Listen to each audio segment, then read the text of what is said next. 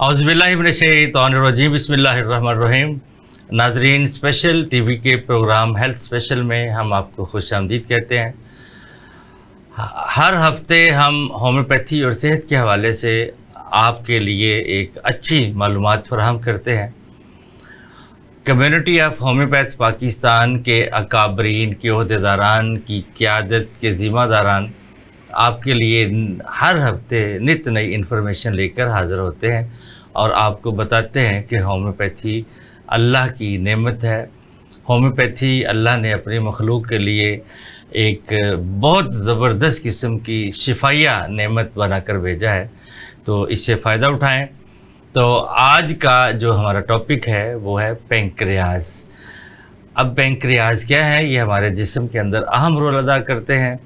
इनका काम हमारा जो हम खुराक खाते हैं इनको हज़म करना है और हमारे जिस्म में शुगर की मिकदार को मेंटेन रखना है। जब हम ओवर ईटिंग की वजह से मुख्तलिफ टेंशन्स और मसाइल की वजह से, कारोबारी टेंशनों की वजह से, डिप्रेशन की वजह से जब हम डिस्टर्ब होते हैं तो हमारा पेंक्रियाज भी डिस्टर्ब होता है और हमारे खाने को हज़म करने का जो अमल है वो भी मुतासर होता है और ख़ून में शुगर लेवल को जो मेंटेन करना है उसका निज़ाम भी दुरुस्त तरीके से नहीं चलता और उसके बहुत सारे मसाइल हैं, जिसमें सबसे बड़ा मसला शुगर है। वो भी होती है, जैसे डायबिटिक बोलते हैं। आगे इसकी अक़साम और इसके इलाज और इसकी नुकसानात पे फिर किसी वक्त इंशाल्लाह बात करेंगे। तो आज हम अपने टॉपिक को लिमिट में रखते हुए लिमिटेड गुफ्तगू करेंगे कि पेंक्रियाज को कैसे सेहतमंद रखना है। इस सिलसिले में होम्योपैथी हमारी कहाँ तक मदद कर सकती है, या होम्योपैथी का अद्वियात पेंक्रियाज को सेहतमंद रखने में और मेंटेन रखने में, इसका फंक्शन जो है वो एक्टिव रखने में कहाँ तक होम्योपैथी की अद्वियात जो हैं वो अपना रोल अदा करती हैं। सबसे पहले तो मैं आप लोगों के साथ अपने पैनल का तारुफ करवाता हूँ, उसके बाद हम अपने असल टॉपिक की तरफ आएंगे। सबसे पहले मैं तारुफ करूँगा जनाब डॉक्टर काजी सजाद अहमद साहब। आप प्रेसिडेंट हैं CUH पाकिस्तान के। आप पिछले 2 दहाइयों से जो है वो होम्योपैथी अद्वियात से पाकिस्तान के गरीब आवाम का इलाज कर रहे हैं। बहुत ही खिदमत का जज्बा है, होम्योपैथी को फ़रोग़ देने का भी जज्बा है और घर घर होम्योपैथी को पहुंचाने का जज्बा रखते हैं। आपके साथ यंग होम्योपैथी के डॉक्टर हैं, एडिशनल सेक्रेटरी जनरल हैं CUH Pakistan, CUH district Lahore के डॉक्टर सलीमुद्दीन मंसूर। अपनी कम उम्री की वजह से उम्र तो कम है, लेकिन होम्योपैथी के अद्वियात और होम्योपैथी के अद्वियात से इलाज करने का जो हुनर है, जो तजर्बा है, जो एक्सपीरियंस है, वो बहुत लंबा है। ख़ानदानी होम्योपैथ हैं, वालिद भी होम्योपैथी डॉक्टर थे, ख़ुद भी होम्योपैथ हैं, तो ये एक नस्ल दर नस्ल सिलसिला चलता है। तो सर, पहले तो मैं आप लोगों का दिल की अथाह गहराइयों से आप लोगों का इस्तकबाल करता हूँ, वेलकम कहता हूँ कि आप हमारे स्टूडियो में तशरीफ़ लाए। तो सर, मैं आपसे ही बात का आगाज़ करूँगा कि आप ये मेरे नाज़रीन को बताएं कि ये पेंक्रियाज क्या चीज़ हैं और इनका इंसानी जिस्म में क्या रोल है। बिस्मिल्लाहिर्रहमानिर्रहीम। मैं स्पेशल टीवी का और उसकी इंतज़ामिया और डॉक्टर अशरफ चौधरी साहब जो कि बानी चेयरमैन मैं कहूँगा CUH के हैं, उनका शुक्रिया अदा करता हूँ कि वह हमें गाय बगाए बुलाते रहते हैं। पेंक्रियाज ये एक उज़्व कह लें, एक ग्लैंड है एंडोक्राइन सिस्टम का। उसमें बहुत सारे सिस्टम है, लेकिन बात एंडोक्राइन की। ये जो हमारा स्टमक होता है, इसके पिछली तरफ और स्पाइन के इन फ्रंट, उसके सामने ये इसकी लोकेशन है। और इसका जो साइज़ होता है ये तकरीबन 6 इंच के करीब होता है। और इसका जो बॉडी स्ट्रक्चर इस तरह है कि इसका हेड भी होता है, नेक भी होता है, फिर उसकी बॉडी है, फिर टेल भी होते हैं। इसके 2 पार्ट्स आगे बन जाते हैं। एक को कहते हैं पेनक्रियाटिक एक्सोक्राइन और दूसरा पेनक्रियाटिक एंडोक्राइन। फिर इसका काम मुख्तसर ये मैं बताता हूँ कि ये इसके 2 बड़े अहम काम हैं या फंक्शंस हैं, खुराक को हज़म करना और शुगर को कंट्रोल करना। अगर शुगर कंट्रोल नहीं होगी तो उससे आगे लातादाद किस्म की कॉम्प्लिकेशंस बॉडी में पैदा होती हैं। ये इसका एक तारफ़ कह सकते हैं, ये पेनक्रियास क्या चीज़ है, और ये अकेले काम नहीं करता, ये दूसरी चीज़ों बॉडी ऑर्गन के साथ मिलकर टीम वर्क के तौर पर ये काम करता है। जी डॉक्टर सलीमुद्दीन मंसूर जी, ये लबलबा या पेनक्रियास का फंक्शन क्या है इंसानी बॉडी में? जी इंसानी बॉडी के अंदर अभी कायल साहब ने बता दी है, इसको हाईलाइट तो कर दी कि फ़ंक्शन इसके दो मेन फंक्शन हैं। सबसे पहला फंक्शन जो फूड है जो हम खाते हैं उनको हज़म करना, और सेकंड नंबर पे इसका फंक्शन आता है शुगर लेवल को कंट्रोल करने के लिए। अब इसका बात करते हैं फंक्शन शुरू किस तरीके से होता है और ये आगे बॉडी में काम करने में किस तरह से सलाह देते हैं। सबसे पहले जो हमने खाना खाया है वो हमारे स्टमक में गया। लबलबा या पेनक्रियास आप इसको कह लें, इसका के अंदर एक कुछ एंजाइम्स पैदा होते हैं जो हमारी खुराक हमारे मैदे में जाएगी। मैदे में जाने के बाद लबलबा वो जूस, या इसको पेनक्रियाटिक जूस कह लें या रतूबत कह लें, वो छोटी आंत के ज़रिए मैदे के अंदर दाखिल करते हैं। वो जो आप हमारी सिक्रेशंस कह लें या एंजाइम्स कह लें, जूस कह लें, वो मैदे में जाके सबसे पहले खाने के अंदर प्रोटीन को ख़त्म करना शुरू करेंगे। प्रोटीन के साथ चिकनाहट को ख़त्म करना शुरू करते हैं। चिकनाहट के बाद कार्बोहाइड्रेट्स और जो जितनी चीज़ें हो गई उनको हज़म करने में मदद देते हैं। इसके बाद जो अगर हम जिक्र करना शुरू हुए थे, दूसरा मेन फंक्शन आता है हार्मोनल। ये दो किस्म के हार्मोन्स पैदा करता है, एक हमारा ग्लूकॉन और दूसरा हमारा इंसुलिन लेवल, जो हमारे जिस्म के अंदर ब्लड शुगर को कंट्रोल करने के लिए बहुत अहम है।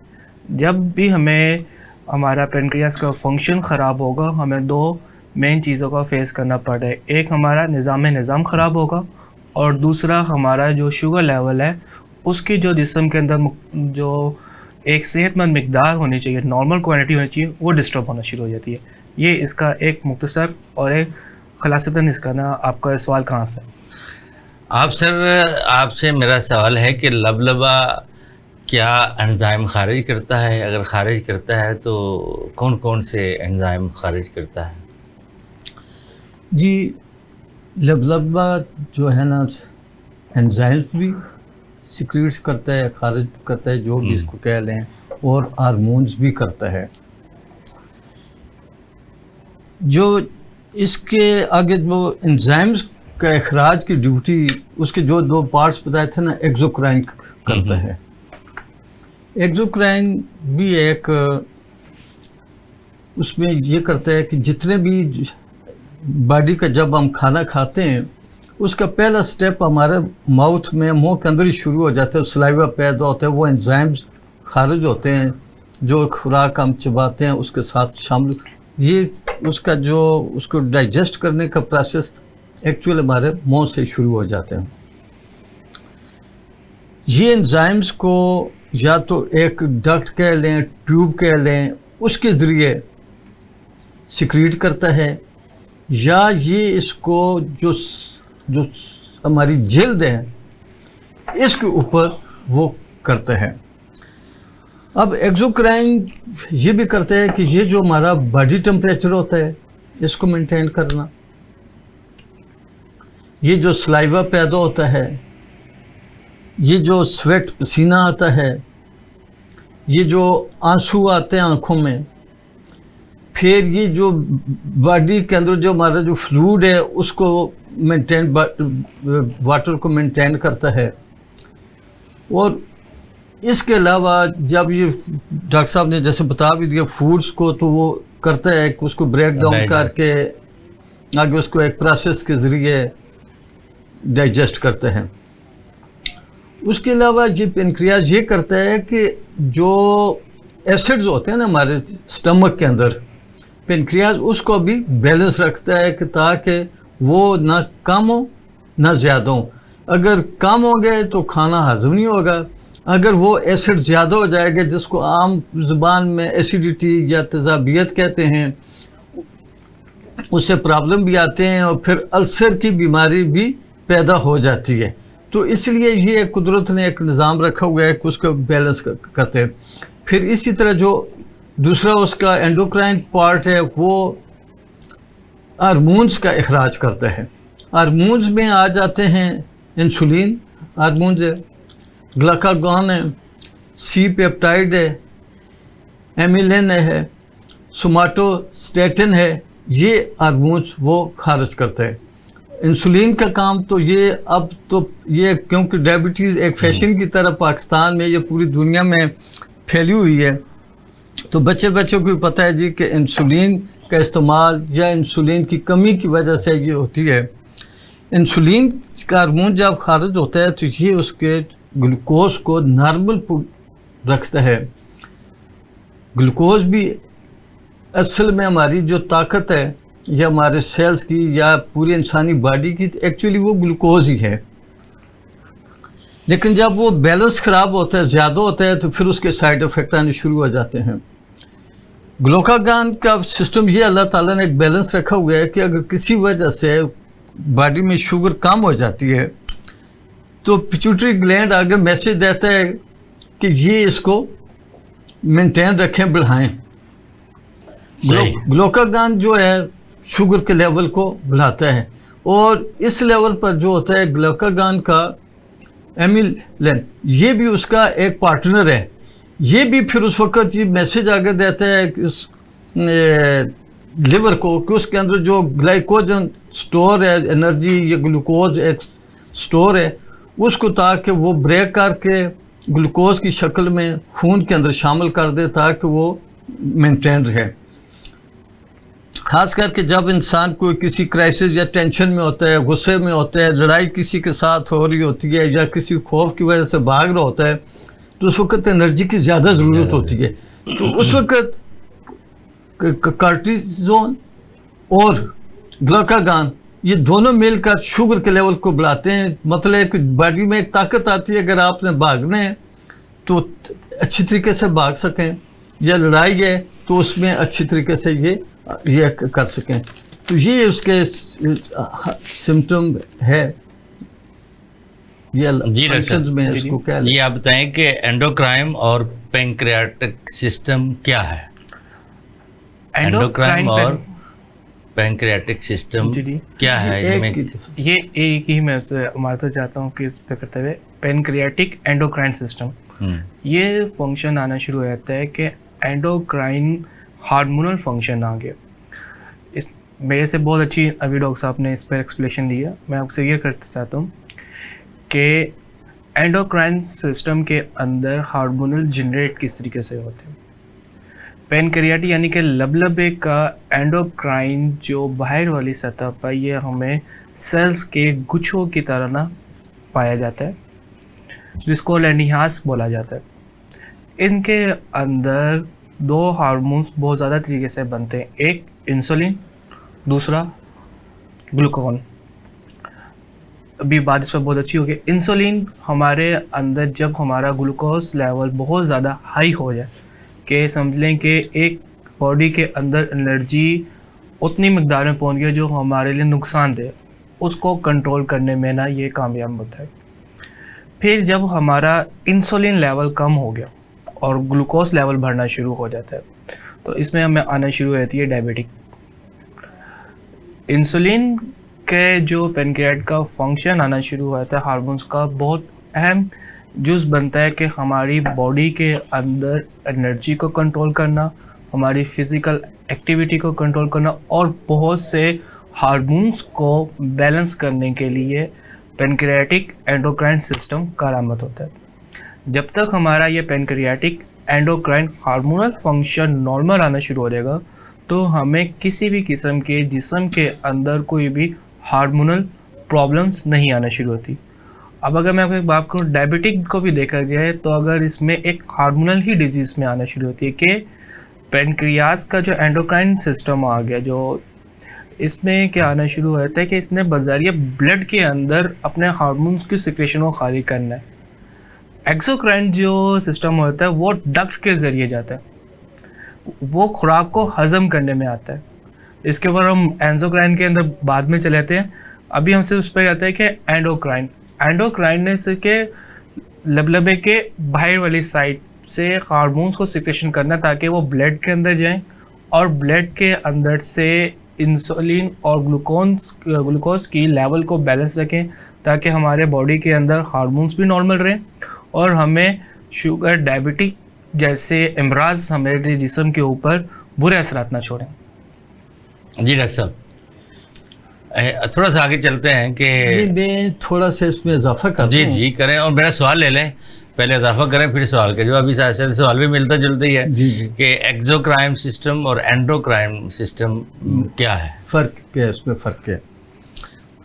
एंडोक्राइन सिस्टम की बात हो रही थी तो उसमें सिर्फ वो 2 ही हार्मोन सिर्फ नहीं खारिज करता, वो तकरीबन 5 के करीब करता है। इंसुलिन और ग्लूकागॉन की जैसे ऑलरेडी बात हो चुकी है, उसको रिपीट नहीं करना चाहिए। उसके बाद आ जाता है कि सी पेप्टाइड। सी पेप्टाइड ये करता है कि ये ग्लूकोज को सेल्स के अंदर दाखिल करता है। सही है। जब तक ग्लूकोज सेल्स के अंदर दाखिल नहीं होगा तो एनर्जी नहीं आएगी बॉडी को। ये एक कह लें कि बीटा सेल्स की ये एक टीम है।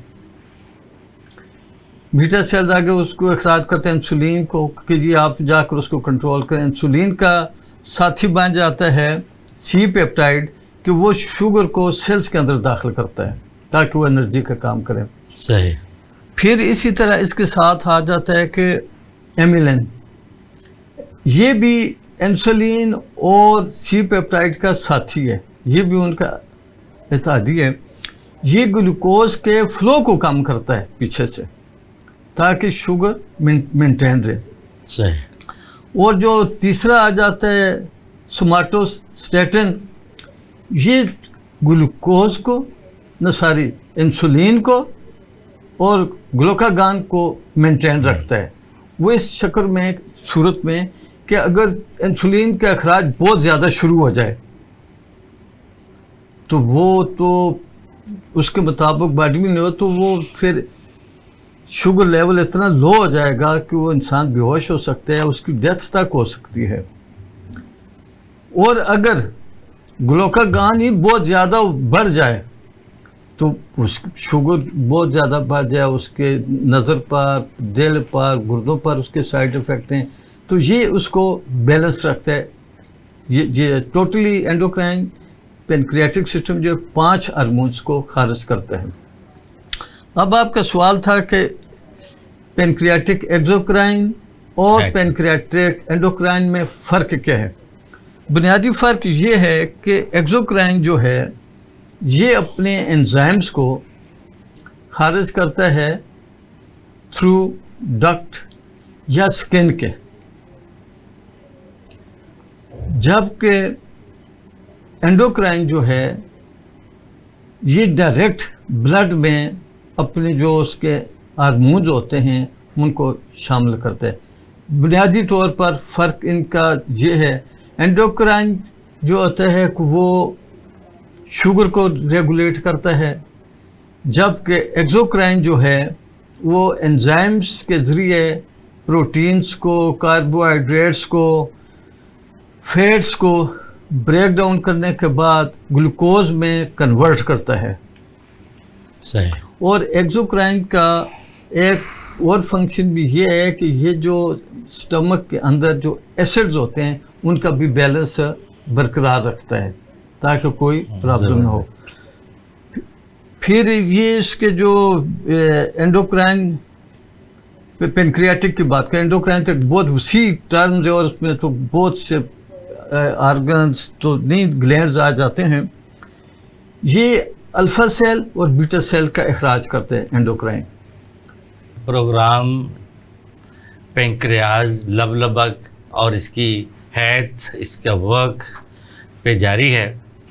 मजबूरी है कि छोटे से ब्रेक पे जाना पड़ रहा है, तो हमारे साथ रहिएगा। मिलते हैं एक छोटे से ब्रेक के बाद। जी तो नाजरीन, ब्रेक के बाद दोबारा आपकी खिदमत में हाज़िर होते हैं। हमारे साथ रहने का शुक्रिया।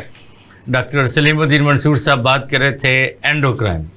Sir continue. एंडोक्राइन जो सिस्टम है वो एक हार्मोनल सिस्टम है। उसमें ना तो सिर्फ ये पैनक्रियाटिक हार्मोन्स खारिज करता है बल्कि जिस्म के और भी कितने ही हार्मोनल फंक्शन को ना कंट्रोल करने में काम करता है। जैसे कि आप देख लें, रिप्रोडक्टिव आपका हमारा सिस्टम आना शुरू हो गया, हमारे और से कितने ही हार्मोनल आना शुरू हो गया, एड्रीनल ग्लैंड वगैरह का हमारे इसमें लीवर से भी आना शुरू हो गया कि बिलिरुबिन डक्ट वगैरह। ये कितने ही जिस्म के अंदर जितने भी हमारे हार्मोनल फंक्शन है ना, उनको कंट्रोल करने का जो सिस्टम है वो एंडोक्राइन सिस्टम है। एंडोक्राइन सिस्टम ने हमारे जिस्म की जितनी भी ही हार्मोनल एक्टिविटी है उसको मैनेज करने में सरअंजाम देना। फॉर एग्जांपल, अगर एंडोक्राइन सिस्टम हमारा ख़राब हो गया, हार्मोनल अनबैलेंस होना शुरू हो गए, फीमेल्स की बात लेना शुरू होता है, उनका मेंस्ट्रुएशन साइकिल डिस्टर्ब होना शुरू हो जाता है क्योंकि वो भी एक हार्मोनल डिजीज़ आ गए। इसी तरह फीमेल्स के अंदर से एस्ट्रोजन की मिकदार कम होने से टेस्टोस्टेरोन बढ़ना शुरू हो जाए तो उनके फेस के ऊपर अनवांटेड का हेयर का ग्रोथ होना भी एंडोक्राइन सिस्टम की ही ख़राबी की वजह से आ जाता है। अगर मुख्तसर से मैं आपको और आसानी से ये बताऊं कि एंडोक्राइन जो सिस्टम है वो जिस्म में जहाँ जहाँ हमारे जो ग्लैंड्स आ गए उनके अंदर जो हार्मोन्स खारिज होते हैं उनको कंट्रोल करने का ना, एक आप डेफिनेशन के लिए एक उसका जो नाम है उसको हम डेलिकेट करते हैं, वो एंडोक्राइन है। जी बात को आगे बढ़ाते हैं, जी इस टॉपिक को आगे लेके चलते हैं, थोड़ा थोड़ा खोलते जाते हैं। तो सर आप ये बता दें कि इंसानी बॉडी में जो अल्फ़ा सेल होते हैं तो इनके बारे में मेरे नाज़रीन को आगाही दें। जी मैं अल्फ़ा इनका क्या से फंक्शन? कबल उसके फंक्शंस पे ये एंडोक्राइन सिस्टम के ऊपर ज़रा थोड़ा सा उसको आगे बढ़ाते हैं। एंडोक्राइन सिस्टम अगर ये 1, 2, 3 ग्लैंड्स के ऊपर मुश्तमिल देंगे, ये आप ये कह लें सर से लेकर ये जो हमारा फेटल पार्ट है टांगों तक जितने भी हमारे बॉडी के आर्गन्स हैं ये तकरीबन इसमें सब आ जाते हैं। माइंड से शुरू करते हैं, हाइपोथैलेमस ग्लैंड इसमें आता है, पिट्यूटरी ग्लैंड्स इसमें आ जाता है, फिर इसमें ये थायराइड ग्लैंड्स आता है, पैराथायराइड ग्लैंड्स इसमें आता है, फिर इसमें आप ये आ जाएंगे कि ये जो हमारा पेनक्रियाज है ये भी उसका एक हिस्सा है, ये पेनक्रियाज भी उसमें आ जाता है। फिर ये और थोड़े नीचे जाए ये एड्रीनल ग्लैंड जो गुर्दों के ऊपर होते हैं, एड्रीनल ग्लैंड इसमें आ जाते हैं।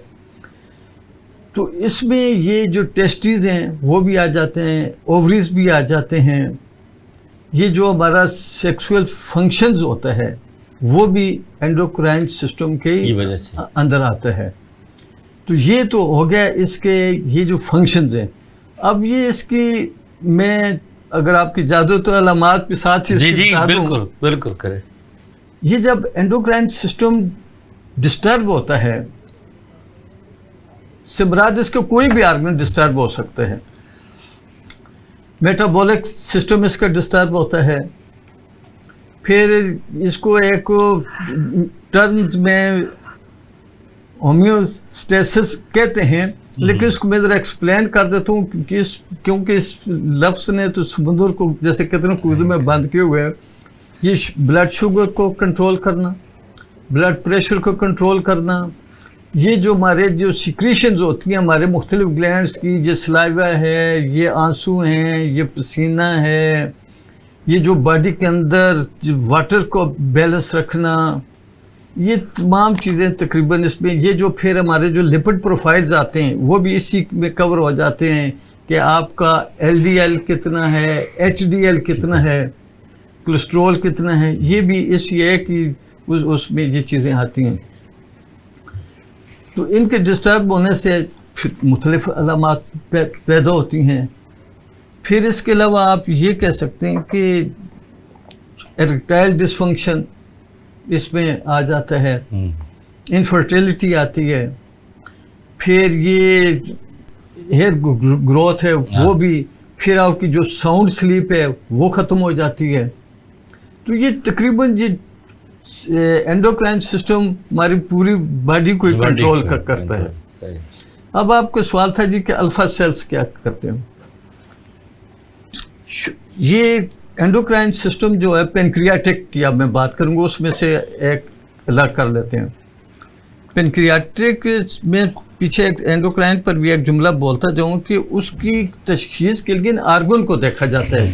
अगर ये कोई कहे जी कि मैं एंडोक्राइन सिस्टम के वैसे कोई ना कोई मेडिसिन है ना कोई उसकी अलामत, उसके आर्गन के मुताबिक कि वहाँ क्या अलामत पैदा हो रही है, उसके मुताबिक फिर वो हम कह सकते हैं कि ये स्पेसिफिक आर्गन की ये अलामत है। पेनक्रियाज अल्फा सेल और बीटा सेल्स का अखराज करते हैं। आपका सवाल था अल्फा सेल की तक।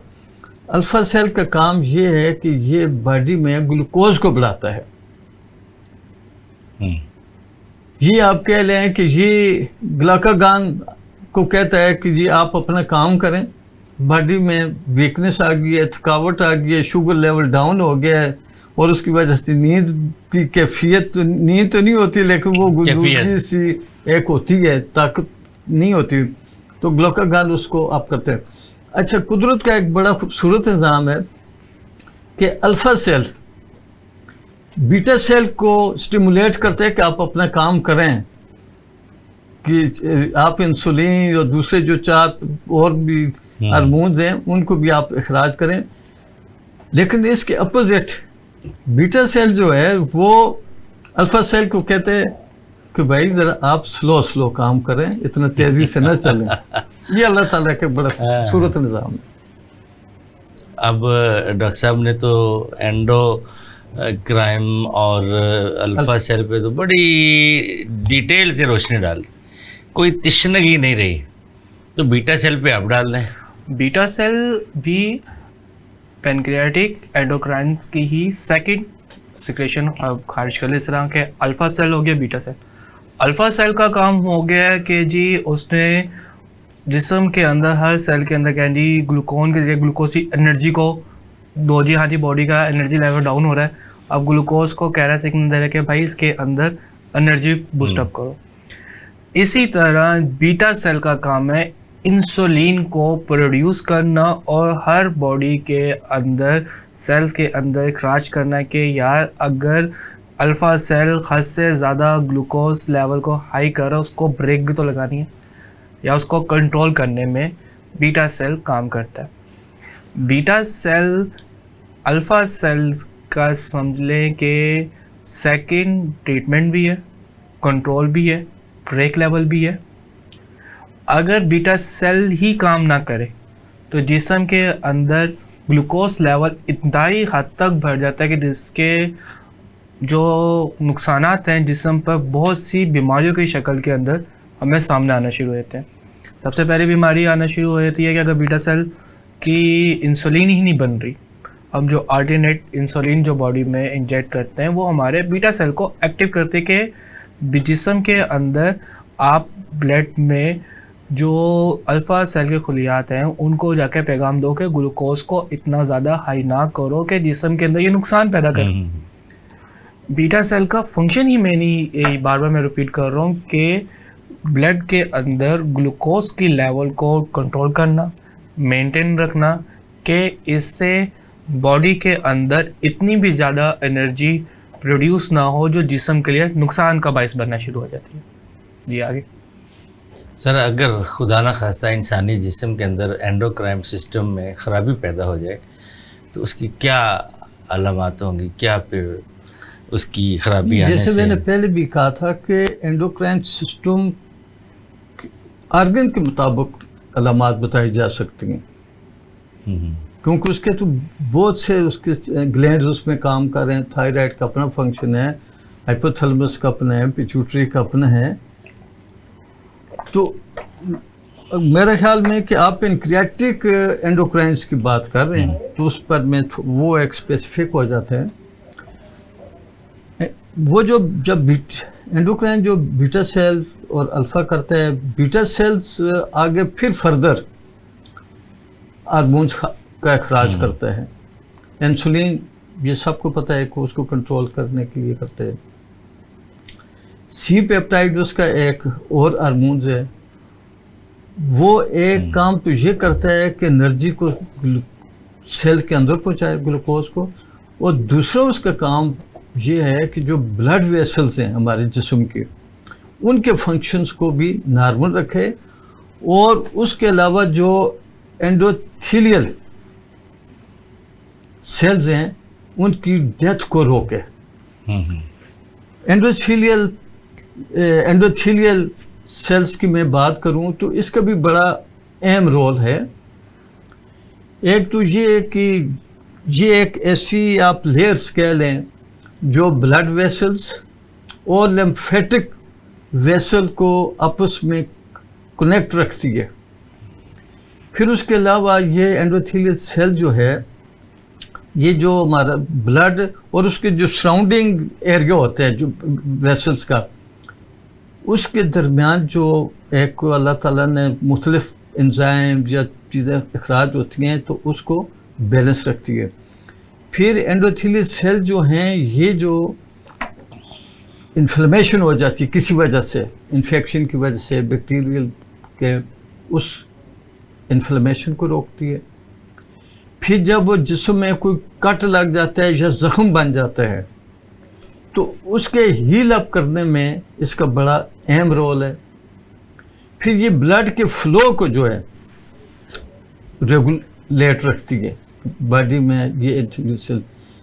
तो ये इसका ऐसा बन जाता है किसका, एंडोक्राइन की आगे फर्दर जैसे ब्रांचेस स्टेप बाय स्टेप आगे चलती हैं।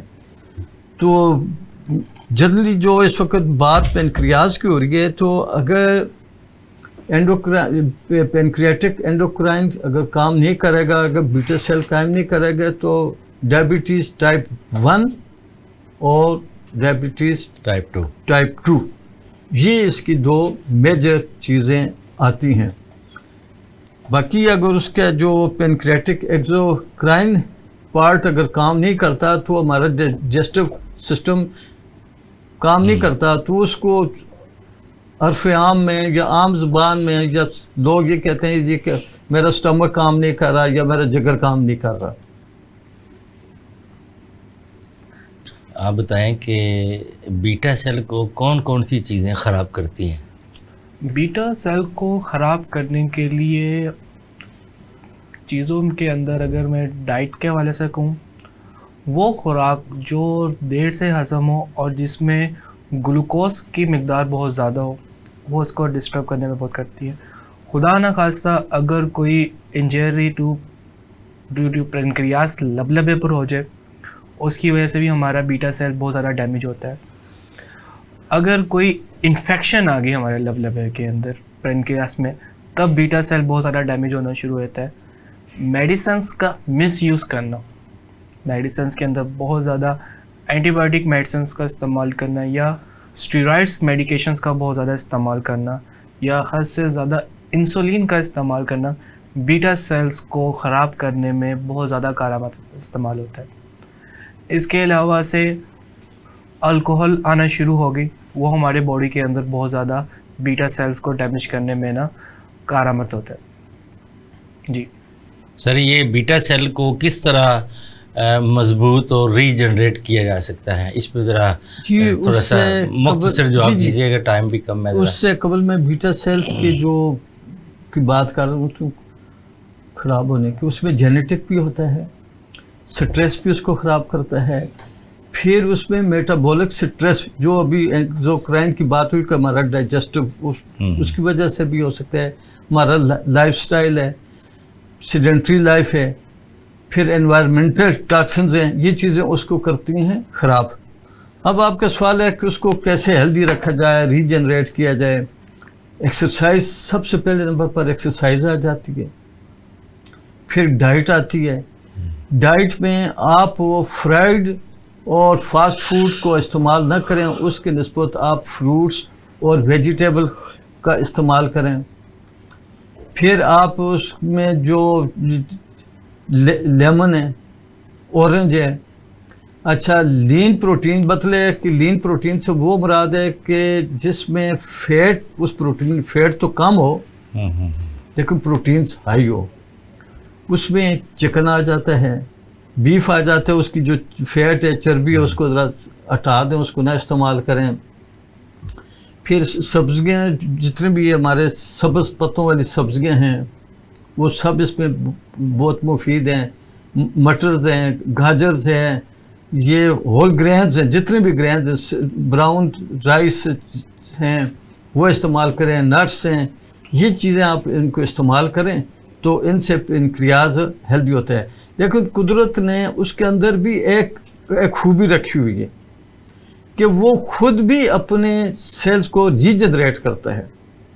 ये एक अल्लाह ताला का इनाम है कि हम लापरवाहियाँ भी करते रहते हैं, लेकिन लाशूरी तौर पर हमें पता नहीं चलता, लेकिन कुदरत उनको बीटा सेल्स को रीजनरेट करती रहती है। अगर हम अपने टॉपिक को वाइंड अप करना चाहें तो पेंक्रियाज को बेहतरीन, इसकी वर्किंग को बेहतरीन रखने के लिए होम्योपैथी कहाँ तक हमारा साथ देती है?